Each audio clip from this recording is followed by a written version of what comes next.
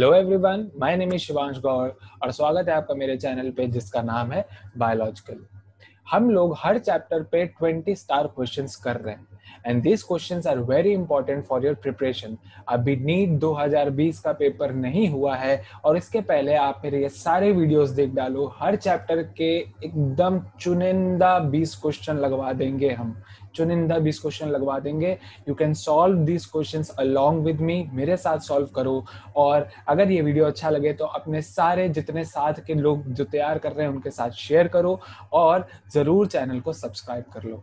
आज का हमारा टॉपिक होगा digestion and absorption. Today will be starting with digestion and absorption. और डाइजेशन एंड एब्जॉर्प्शन में हम लोग 20 स्टार क्वेश्चंस करेंगे। मेरे साथ जल्दी जल्दी करते जाना, एक एक क्वेश्चन को हम सॉल्व करेंगे और उसका एक्सप्लेनेशन भी देंगे। तो बिना किसी टाइम वेस्ट करे चलिए चलते हैं आज के हमारे सबसे पहले क्वेश्चन पे, जो कि है the hardest substance in the body, hardest substance in the human body. देखिए, पहला दिया इन्होंने बोन, दूसरा दिया है कैल्सिफाइड कार्टिलेज, तीसरा दिया है डेंटाइन एंड चौथा दिया है enamel. Enamel as you know ये हमारी आउटर मोस्ट कवरिंग जो लेयर होती है टीथ की वो होती है, ठीक है ना। तो इनामल जो होता है ये हार्डेस्ट सब्सटेंस होता है ह्यूमन बॉडी का and therefore enamel is the correct answer. Enamel जो है वो इसका एकदम करेक्ट आंसर और एक्सप्लेनेशन है। फिर इसके बाद हमारा है next question, the human tongue is attached to the floor of the oral cavity by a small fold of tissue called. देखिए, जो टंग होती है it's a freely movable muscular organ, ठीक है ना। और ये क्या होता है, इट्स अ मस्कुलर स्ट्रक्चर जो कि फ्रीली मूवेबल होता है, बट इसका केवल एक साइड फ्री होता है, दूसरा साइड फ्री नहीं होता है। It is attached to the floor of buccal cavity.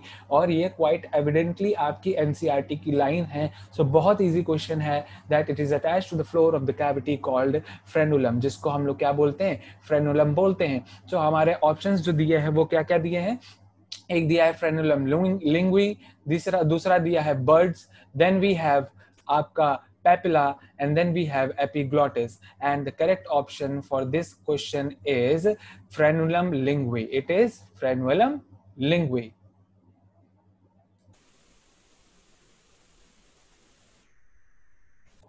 Now moving on towards our next question for today, that is the third question। हमारा देखते हैं भाई हमारा थर्ड क्वेश्चन क्या है आज का।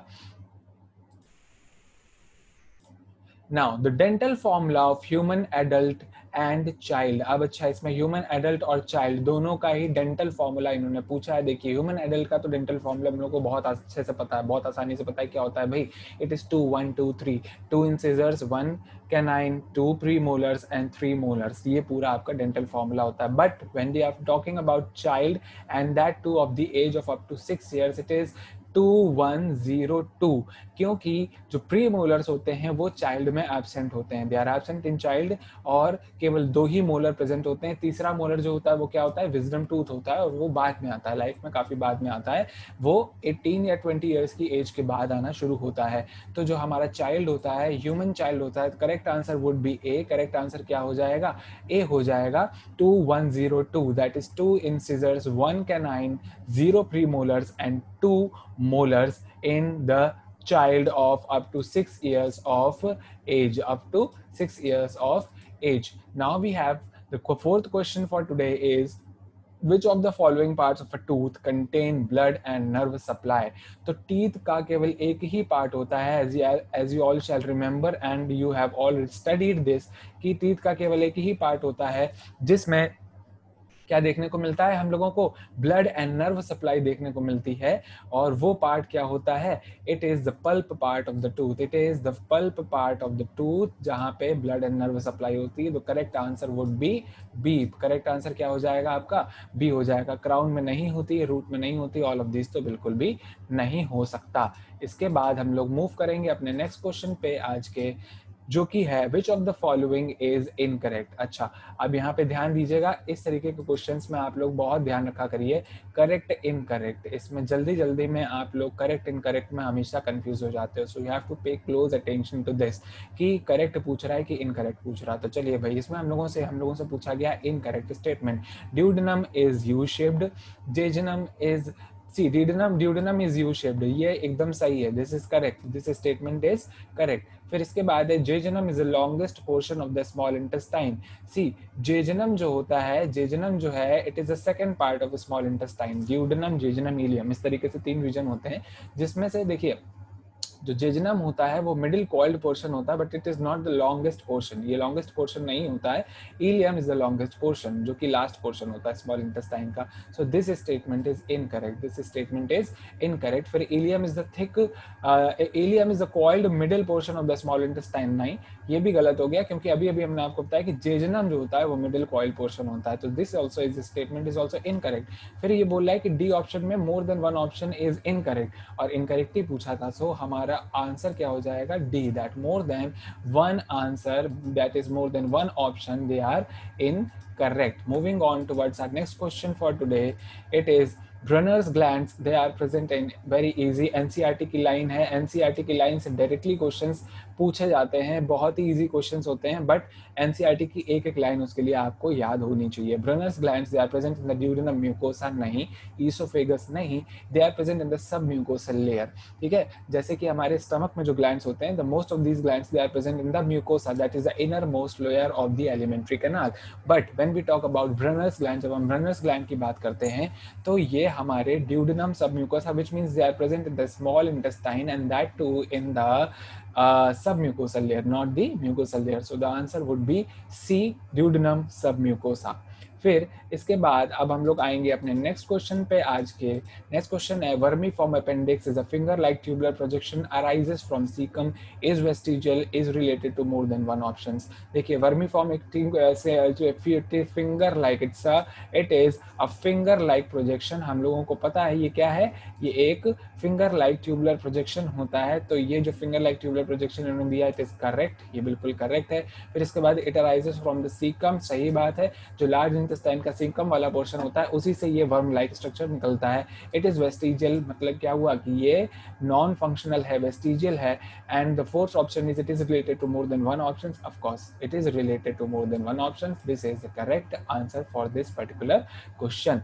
और इसी के साथ अब हम लोग मूव करेंगे अपने नेक्स्ट क्वेश्चन पे। नेक्स्ट क्वेश्चन हमारा है डायस्टीमा। डायस्टीमा क्या होता है, it is a gap between two teeth, appears due to the absence of canine and teeth in herbivores। देखिए दोनों ही सही हैं। फिर है may occur in humans and is related to more than one options given above। इसका सही answer होगा is related to more than one options given above। क्यों? क्योंकि देखिए डायस्टीमा बेसिकली दो टीथ के बीच की जो स्पेस होती है उसको हम लोग डायस्टीमा बोलते हैं, ठीक है ना। और ये होता है due to the absence of canine teeth in herbivores, it's a gap between two teeth, it appears due to the absence of canine teeth in herbivores. Herbivores में जो कैनाइन टीथ होते हैं, क्योंकि हर्बीवोर्स को टीयर बेसिकली कैनाइन्स का function क्या होता है, टू टीयर द फ्लैश को टीयर करने के लिए यूज होता है। अब जब हर्बीवोर्स हैं वो तो फ्लैश खाएंगे नहीं, तो उनमें धीरे धीरे कैनाइन क्या हो गए, एब्सेंट हो गए। So the correct option for this question, this particular question, इसके लिए क्या होगा, it is related to more than one options given above, it is related to more than one options given above. फिर इसके बाद हमारा है next question, it's a diagrammatic question. Diagrammatic question है, आपको ये एलिमेंट्री कैनाल की जो लेयर्स हैं, डिफरेंट वॉल की जो लेयर्स हैं, उसको आपको पहचानना है। तो अब चलिए ध्यान से देखिए मेरे साथ एक एक लेयर को। जो सबसे आउटर मोस्ट वाली लेयर जो कि ए यहाँ पे आपको दिख रहा है, ये क्या है, इट इज सिरोसा। ये क्या होती है, सबसे आउटर मोस्ट जो लेयर होती है वो क्या होती है, सिरोसा होती है, उसको हम लोग सिरोसा बोलते हैं। यहाँ देखिए ऑप्शन ए में ए को सिरोसा ही दिया, चलिए ठीक है, इतना यहाँ तक तो सही है। फिर इसके बाद जो हमारी जो इनर लेयर होती है इसको बोलते हैं muscularis. Why it is known as muscularis, क्योंकि इसमें स्मूथ मसल्स होती हैं, इसमें क्या होती हैं, स्मूथ मसल्स होती हैं। मस्कुलैरिस, इसमें इनर सर्कुलर लेयर होती है और आउटर लॉन्गिट्यूडनल लेयर होती है, ठीक है ना। ये जो दो लेयर दिखाई पड़ रही हैं, इनर सर्कुलर होती है और आउटर लॉन्गिट्यूडनल होती है। तो बी वाला पोर्शन देखिए, ए जो है ये हमारा है serosa, A is serosa, then B is muscularis, ठीक है, हम इसको लेबल कर लेते हैं मस्कुलैरिस, ठीक है, मस्कुलैरिस है हमारी ये। फिर इसके बाद सी वाली जो आपको लेयर दिख रही है, इट इज सब म्यूकोसा। जो म्यूकोसा के पहले वाली लेयर होती है इसको हम लोग बोलते हैं submucosa, it is known as submucosa. And जो अंदर वाली सबसे इनर मोस्ट लेयर होती है विच इज डी, जो कि डी है, डी जो है वो है हमारी the inner most layer which is mucosa, it is mucosa, ये म्यूकोसा है, ठीक है। तो वी हैव सिरोसा, मस्कुलरिस, सब म्यूकोसा एंड म्यूकोसा। अब देखिए पहला वाला गलत हो गया क्योंकि सी में इन्होंने क्या दिया हुआ, म्यूकोसा दिया, जबकि सी हमारी क्या है, सब म्यूकोसा है, पहला वाला। फिर उसके बाद बी वाला ऑप्शन क्या है, मेड ऑफ कनेक्टिव टिश्यू, रूगे और विलाई फॉर्मेशन। रूगे और विलाई फॉर्मेशन, देखिए जो रूगे एंड विलाई फॉर्मेशन होता है ये बेसिकली इनर मोस्ट लेयर में होता है, ठीक है ना। विलाई जो होते हैं ये इनर मोस्ट लेयर में प्रेजेंट होते हैं। तो ऑप्शन ए भी गलत हो गया, ऑप्शन बी भी गलत हो गया, ऑप्शन सी पे आ जाते हैं। देखिए पहला दिया है सिरोसा जो कि सही है, मस्कुलरिस दूसरा दिया ये भी सही है, बट तीसरा अगेन इन्होंने क्या दे दिया है, म्यूकोसा, जबकि म्यूकोसा नहीं हो सकता। इससे हमारा केवल एक ही ऑप्शन बचा है, इसको भी हम लोग चेक करते हैं। Made up of thin mesothelium, बिल्कुल सही है। सिरोसा जो होती है ये made of thin mesothelium, meso epithelium cell layer होती है, उससे बनी होती है। It is made up of smooth muscles, या muscularis is made up of smooth muscles, बिल्कुल सही है। फिर made of loose connective tissue, C submucosa, इसमें लूज कनेक्टिव टिश्यू होता है। और D as I told you inner most layer में रूगे और विलाई का फॉर्मेशन होता है। This makes option D the correct option, this makes option D the correct option. Now moving on towards our next question, 10वें question तक आ गए, half way हम लोगों ने अपना पूरा कर लिया है। Identify A B C and D in the section of the small intestine. तो देखिए भाई ये जो सेक्शन है ये स्मॉल इंटेस्टाइन का दिया हुआ है, और आपको इसमें A B C and D ये चारों को आपको पता लगाना है कि क्या है। देखिए ए तो जैसा कि आप यहाँ पे देख सकते हैं ये क्या है, ये है विलाय। ए जो है वो हमारा क्या है, ए इज विलाय, ये क्या है, विलाय है, ठीक है। बी की अगर हम लोग बात करें, बी जो आप यहाँ पे देख रहे हैं, ये जो एक वेसल यहाँ पे निकल के जाती है इसको हम लोग बोलते हैं लैक्टियल, इसको हम लोग क्या बोलते हैं, it is known as lacteal, इसको हम लोग लैक्टियल बोलते हैं। और ये फैटी एसिड्स एंड ग्लिसरॉल के एब्जॉर्प्शन में यूज होता है इसका। सी जो आप यहाँ पे देख रहे हैं, जो डार्क कलर्ड वेसल्स आपको दिख रही हैं, ये जो डार्क कलर्ड वेसल्स सी यहाँ पे आपको दिख रही हैं, they are basically the blood vessels, they are basically the blood vessels, ये ब्लड वेसल्स हैं, ठीक है ना। और फिर इसके बाद है डी, जो आप यहाँ पे देखिए, ये जो आपको पोर लाइक स्ट्रक्चर यहाँ पे, ये जो depression like basis of villi, जो विलाई हैं इनके बेसिस पे ये जो आपको स्ट्रक्चर दिखाई दे रहा है, इसको हम लोग बोलते हैं crypts, they are known as crypts, इनको हम लोग क्रिप्ट्स ऑफ लेबरकुन भी बोलते हैं, ठीक है। इससे अब देखते हैं हमारा कौन सा सही है। डी कैपिलरीज, देखिए डी ऑप्शन में ए कैपिलरीज दिया है, बी क्रिप्ट्स दिया है, तो ये गलत हो गया, बी क्रिप्ट्स हो ही नहीं सकता। ए ऑप्शन में देखते हैं, ए ऑप्शन में तो पहले ही क्रिप्ट्स दे दिया है तो पहले गलत हो गया। फिर बी ऑप्शन में पहला विलाई दिया है, दूसरा लैक्टियल दिया है, तीसरा आपका कैपिलरीज दिया है, that is blood vessels capillaries, और फिर आपका दिए हैं क्या, क्रिप्ट्स, ठीक है ना, that is crypts of Lieberkuhn, which makes the option B as the correct answer. आपका ये है इसका करेक्ट आंसर। और इसी के साथ अब हम लोग मूव करेंगे अपने नेक्स्ट क्वेश्चन पे। नेक्स्ट क्वेश्चन है microvilli, they are present in villi, they are present in villi. Of course microvilli जो होते हैं ये विलाई के ऊपर ही ब्रश बॉर्डर अपीयरेंस देते हैं, उसके ऊपर प्रेजेंट होते हैं। फिर इसके बाद जो हमारी नेक्स्ट चीज है वो दिया है are cellular membrane protrusions that increase the surface area, जो कि सरफेस एरिया इंक्रीज करते हैं of the cells and minimize any increase in volume. So this is also correct, so both A and B are correct. It gives brush border appearance, ये brush border appearance देता है, they are present on the villi, और cellular protrusions हैं जो कि increase करते हैं क्या, सरफेस एरिया। इनका अल्टीमेटली जो पर्पज होता है वो क्या होता है, to increase the surface area, ठीक है। फिर इसके बाद हम लोग आ जाते हैं अपने नेक्स्ट क्वेश्चन पे, which are ptyalin and lysozyme. देखिए अब ये दोनों जो आपके यहाँ पे जो टाइलिन दिया है इसका काम क्या होता है, और यहाँ पे जो लाइसोजाइम दिया है इसका काम क्या होता है, ये देखना है। They are secreted by intestinal mucosa, they are absent in saliva, नहीं ये गलत हो गया, क्यों, क्योंकि लाइसोजाइम तो सलाइवा में प्रेजेंट होता है और टाइलिन भी सलाइवा में प्रेजेंट होता है। फिर hydrolyse starch and peptidoglycan respectively, yes बिल्कुल सही है, क्योंकि टाइलिन जो होता है ये स्टार्च के डाइजेशन में हेल्प करता है। एंड ये जो लाइसोजाइम होता है, लाइसोजाइम अगर आपको याद हो ये एंटी बैक्टीरियल होता है। क्या होता है ये, anti bacterial. It is anti bacterial. और बैक्टीरियल की सेल वॉल का स्ट्रक्चर जरा अगर आप लोग याद करिए, बैक्टीरिया की सेल वॉल का स्ट्रक्चर याद करिए, तो उसके जो सेल वॉल होती है उसमें क्या प्रेजेंट होता है, पेप्टाइडोग्लाइकैन प्रेजेंट होता है।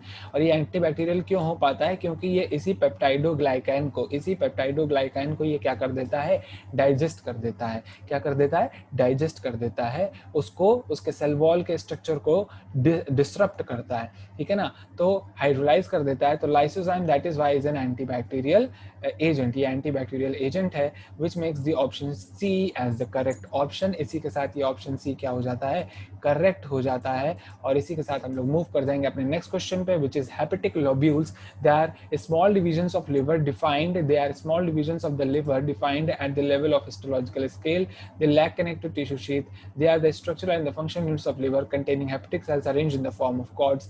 It is both A and C. देखिए इसमें loose connective tissue जो है absent लिखा है, इसमें लिखा है कि it lacks connective tissue, जबकि हम लोग जानते हैं hepatic lobules में connective tissue present है, ठीक है ना। So they are the structural and function units of liver, ये बिल्कुल सही है और ये भी बिल्कुल सही है, A options भी बिल्कुल सही है, which makes D, that is both A and B, they are correct. Both A and B, they are correct. Now 14th question, the Gleason's capsule. The 14th question is Gleason's capsule. It is the characteristic feature of mammalian liver. It represents lymphatic chambers, is a thin connective tissue sheath that covers each hepatic lobule, both A and C. देखिए Gleason capsule जो होती है वो क्या होती है, ये thin connective tissue की शीथ होती है जो कि हेपेटिक लोब्यूल को कवर करती है, ठीक है ना, और एक कैरेक्टरिस्टिक फीचर है मैमिलियन लिवर का। So which makes the option A the correct option, which makes the option A as the correct option. तो आपका ए करेक्ट हो गया, बी गलत हो गया, लिम्फेटिक चेंबर से इसका कोई लेना देना नहीं है, फिर it is a thin connective tissues, which makes the option D as the correct answer. Both A and C are correct, both A and C they are correct. Common bile duct is formed by, it is again a very easy question, it is formed by, ये कैसे बनता है, ducts of gall bladder नहीं, hepatic duct from liver नहीं, common bile duct कैसे बनता है, cystic duct जो आ रहा होता है, कहाँ से आ रहा होता है, cystic duct होता है duct of gall bladder। ये cystic duct जो है ये क्या है, it is a duct of gall bladder, bladder gall bladder का जो आपका जो डक्ट होता है इसको सिस्टिक डक्ट बोलते हैं। And duct from the liver जो होता है, जो डक्ट फ्रॉम द लिवर होता है इसको बोलते हैं, इसको हम लोग क्या बोलते हैं, hepatic, sorry for the writing, यहाँ पे थोड़ी सी राइटिंग अभी नहीं आ रही है माउस से, बट आ जाएगी धीरे धीरे। Hepatic duct practice makes the man perfect. तो धीरे धीरे भाई हो जाएंगे हम भी इसमें परफेक्ट, अभी तो जैसी आ रही है उससे काम चलाओ, ठीक है। तो cystic duct and duct from the liver, this is the correct option भैया। इसी से बनता है क्या, कॉमन बाइल डक्ट, एकदम सही, करेक्ट ऑप्शन सी। चलो भाई इसी के साथ आ जाते हैं अपने नेक्स्ट क्वेश्चन पे, जो कि है हमारा 16th क्वेश्चन। 16th क्वेश्चन क्या होगा भाई, देखते हैं। The opening of the hepatopancreatic duct into the duodenum is guarded by, very easy question, again the line of NCERT. कुछ क्वेश्चंस तो आपको डायरेक्टली एनसीईआरटी से ऐसे रखे हुए मिल जाएंगे कि अगर भैया तुमने अगर एनसीईआरटी पढ़ ली, एक एक लाइन तुम्हें अगर एनसीईआरटी की आती है, तुमसे फिर नीट की बायो को पूरा सॉल्व करने से कोई नहीं रोक सकता, है ना। और ये तो इस पर डिस्कशन भी नहीं बनता यार, it is sphincter of Oddi. Sphincter of Oddi जो होता है, it guards the opening of hepatopancreatic duct. Line है एनसीईआरटी की, इसमें हम तुम्हें क्या एक्सप्लेन करेंगे, ठीक है। फिर चलो भाई इसी के साथ मूव करते हैं अपने नेक्स्ट क्वेश्चन पे। इसी के साथ हम लोग किस पे मूव करेंगे, अपने नेक्स्ट क्वेश्चन पे। और नेक्स्ट क्वेश्चन पे आने से पहले हटो उसको हम मिटा तो दें यार, ये मिटता ही नहीं है एक बार में, क्या करा जाए। चलो अब मिटर जाएगा, मिटर गया। हाँ भाई, तो अब आ जाते हैं अपने नेक्स्ट क्वेश्चन पे। The 17th question for today is, after ingestion by humans, the first category of the macromolecules to be chemically digested by the enzymes in the mouth is, ingestion के बाद सबसे पहला डाइजेस्ट होने वाला macromolecule कौन सा होता है। तो भाई again it is the line of NCERT that as much as 30% of the starch is digested by starch salivary amylase. Salivary amylase और स्टार्च क्या है, स्टार्च तो भैया एक तरीके का पॉलीसेकेराइड है ना, मतलब क्या है, कार्बोहाइड्रेट है। तो सी सबसे पहले क्या डाइजेस्ट होता है, भैया सबसे पहले डाइजेस्ट होता है आपका carbohydrate which is present in the form of starch, जो कि किसके फॉर्म में प्रेजेंट होता है, स्टार्च के फॉर्म में प्रेजेंट होता है। चलो भाई आ जाते हैं 18th क्वेश्चन का, proteolytic enzymes of the pancreatic juice. Pancreatic juice के प्रोटियोलिटिक एंजाइम्स कौन कौन से हैं? तो भाई चलो, ट्रिप्सिन कह रहा है, ट्रिप्सिन, फिर कह रहा है न्यूक्लियस। न्यूक्लियस कैसे हो सकता है भाई? न्यूक्लिक एसिड तो, ये न्यूक्लियस जो होता है ये तो न्यूक्लिक एसिड डाइजेस्ट करता है, तो ये तो पहले ही गलत हो गया भाई, हटाओ इसको। कीमोट्रिप्सिन, ट्रिप्सिन एंड अमाइलेज, भाई कीमोट्रिप्सिन ट्रिप्सिन तक तो बात सही थी, लेकिन अमाइलेज तो स्टार्च के डाइजेशन के लिए होता है, अगेन गलत हो गया। फिर कह रहे हैं अमाइलेज, पहले ही गलत दे दिया, अमाइलेज दे दिया, फिर लाइपेज दे दिया, ये ऑप्शन तो कतई नहीं हो सकता भाई। कौन सा ऑप्शन बचा? केवल और केवल एक ही ऑप्शन बचा, which is chymotrypsin, trypsin and carboxy peptidase. Pancreatic juice में यही प्रोटियोलिटिक का मतलब समझते हो ना, ऐसे एंजाइम्स जो कि क्या डाइजेस्ट करते हैं, the enzymes which digest protein, the enzymes which digest protein, protein को डाइजेस्ट करने वाले एंजाइम्स के बारे में पूछ रहा है ये, और वो कौन से हैं? The D option, chymotrypsin, trypsin and carboxy peptidase. Chymotrypsin, trypsin and carboxy peptidase. Second last question आज का 19th question, which of the following is not the major activity of the stomach. देखो भाई कौन सी इनमें से मेजर एक्टिविटी नहीं है stomach की? पहला दे रहे हैं मैकेनिकल डाइजेशन, मैकेनिकल डाइजेशन है भाई, स्टमक की एक्टिविटी है। The churning movements of the wall of stomach, है ना, काइम बना देता है भाई। एनसीईआरटी की लाइंस अगर याद है तो ऐसे ऐसे कर लोगे क्वेश्चन, ऐसे ऐसे ऐसे ऐसे, ठीक है ना। तो which of the following is not the major activity of the stomach? तो मैकेनिकल डाइजेशन तो भाई मेजर एक्टिविटी है। न्यूट्रिएंट एब्जॉर्प्शन, भाई ये देखो ये आ गया कटघरे में, ये आ गया कटघरे में, इसको भी कटघरे में रखते हैं, आगे बढ़ते हैं। म्यूकस सिक्रीशन, म्यूकस सिक्रीशन करता है, गॉबलेट सेल्स प्रेजेंट होते हैं भाई, है ना, और म्यूकस का सिक्रिप्शन होता है। एंजाइम और एचसीएल सिक्रीशन भी होता है। बचा क्या? केवल और केवल nutrient absorption. Nutrient absorption it is a function of small intestine. सबसे ज्यादा न्यूट्रिएंट एब्जॉर्प्शन अगर कहीं होता है, it occurs in small intestine, ये स्मॉल इंटेस्टाइन में होता है। So it is not the major activity, it is asking about the major activity. Major activity नहीं है ये स्टमक की, ठीक है। चलो भाई इसी के साथ आ जाते हैं आज के आखिरी क्वेश्चन पे। अगर 19 के 19 अभी तक सही थे तो भाई सही जा रहे हो, एकदम लगे रहो। Fatty acids can not be absorbed into the blood. Fatty acids जो होते हैं वो ब्लड में अब्सॉर्ब नहीं हो सकते, क्यों? Why? These are water insoluble. देखो भाई पहला ही सही हो गया, दीज आर वाटर इनसॉल्युबल। अभी बताते हैं देखो क्यों। देखो एक तो इन्होंने यहाँ पे और क्या क्या ऑप्शंस दिए हैं, पहले तो ये पढ़ लेते हैं। दीज आर वेरी स्मॉल, भाई ये कौन सी बात हुई, स्मॉल है तो आसानी से अब्सॉर्ब हो जाना चाहिए फिर तो। This can not form micelle in the blood, भाई कैसे कैसे कैसे, है ना।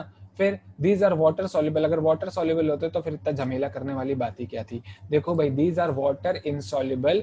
और अगर याद करो ब्लड की कॉम्पोजिशन, सर्कुलेटरी सिस्टम पढ़े हो ना बेटा, सर्कुलेटरी सिस्टम में पढ़ा होगा कि ब्लड का जो मेजर कंपोनेंट होता है वो होता है प्लाज्मा। क्या होता है?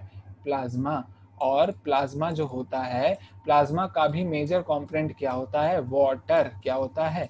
वाटर। तो बेसिकली जो तुम्हारा ब्लड है ना, वो ब्लड जो है उसमें मेजर कंपोनेंट तो बेसिकली प्लाज्मा है। ब्लड सेल्स होते हैं और प्लाज्मा होता है, दो ही चीजें तो होती है ना। ब्लड सेल्स में अलग अलग सेल्स होते हैं, प्लाज्मा होता है। प्लाज्मा का मेजर कंपोनेंट क्या है भाई? वाटर है। और वाटर भी कोई ऐसे नहीं, थोड़ा बहुत नहीं, कितना है? लगभग 92% वाटर, 90 to 92% वाटर होता है किसमें? प्लाज्मा में। और फैटी एसिड्स जो होते हैं ना वो बेचारे इसमें इनसॉल्युबल होते हैं, इसी वाटर में क्या होता है? इनसॉल्युबल होते हैं। इसीलिए जो लैक्टियल होती है वेसल, उसमें फैटी एसिड्स का एब्जॉर्प्शन होता है, ठीक है ना। और डायरेक्टली ब्लड में इनका एब्जॉर्प्शन नहीं हो सकता। अभी देखा था हमने विलाई का स्ट्रक्चर, ठीक है। तो कुछ अगर याद आया हो तो उससे कुछ समझ जाओगे। चलो इसी के साथ आज के हम लोगों ने भाई 20 क्वेश्चन कर लिए हैं समाप्त। और आपको अगर ऐसे ही वीडियो और देखने हैं और ऐसे ही मेरे साथ क्वेश्चन सॉल्व करने हैं, अगर आपको मेरे साथ ये करके अच्छा लगा तो ऐसे वीडियोस के लिए तुरंत सब्सक्राइब कर लो भाई, लाल वाला बटन दबा दो, बगल में घंटा है, घंटा को भी हिला दो, ठीक है। और इसी के साथ फिर अब हम लोग मिलेंगे नेक्स्ट वीडियो में, किसी नए टॉपिक के साथ आएंगे। 2020 के नीट के पहले सारे क्वेश्चन हम लगवा के मानेंगे, बस तुम चैनल सब्सक्राइब कर दो, माँ कसम सारे क्वेश्चन लगवा डालूंगा मैं, ठीक है। तो चलो अब मिलते हैं नेक्स्ट वीडियो में, बाय बाय, टेक केयर।